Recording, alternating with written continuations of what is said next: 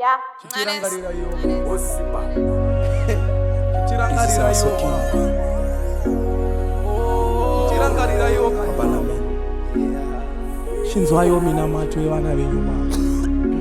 Batino shanda wane nayi baba. Tango wazviseko zvenyika. Mama. Mama. Shodaro neko nayi baba.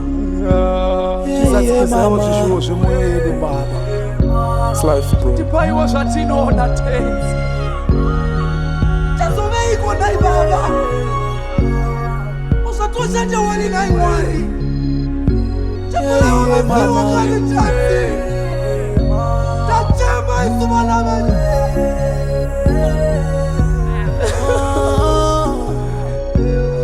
Azvisi mama.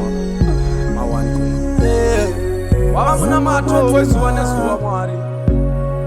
Shivai mwenje wangu.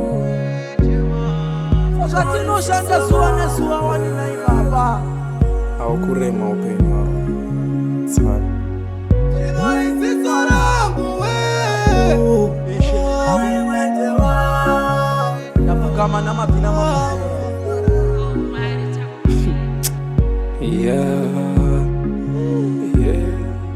Tarirai Vanatu dzenyu nengoni dzenyu Mwari ndodzatinodana tichazoveiko indangariro handina nguva yekuzorora zuva nezuva seiko handisina chitema zvenaishe pakati peropa rangu. Chivhuraiwo misiwo, chivhuraiwo goni reupenyu. Chenezaiwo chivaiwo ziso ramoyo yangu. Chivaiwo mudonzo pandinofamba maramu yangu. Ziso rangu baba. Ngatitofa ere tiri marove baba. Edu ndizo zvakadiko naishe tisitaiwo baba. Tirangarireiwo kani amanda tinzweiwo ishe. Tinzwaiwo mina matoro batsireiwo. Tirangarireiwo vana venyu.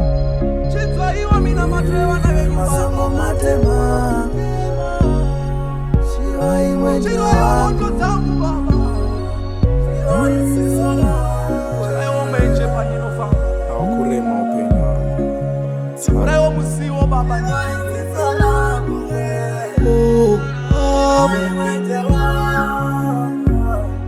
Tirangarireiwo tinzwaiwo baba. Tirangariraiwo isu vana venyu baba. Tarirai. Tirangariraiwo baba. Vanato yaura. Tirangariraiwo baba. Tichazoveiko. Tirangariraiwo kani baba. Handisina chitema zvenaishe pakati peropa rangu. Chivhuraiwo misiwo, chivhuraiwo goni reupenyu. Seiko zvadaro seiko. Chivaiwo mudonzo pandinofamba.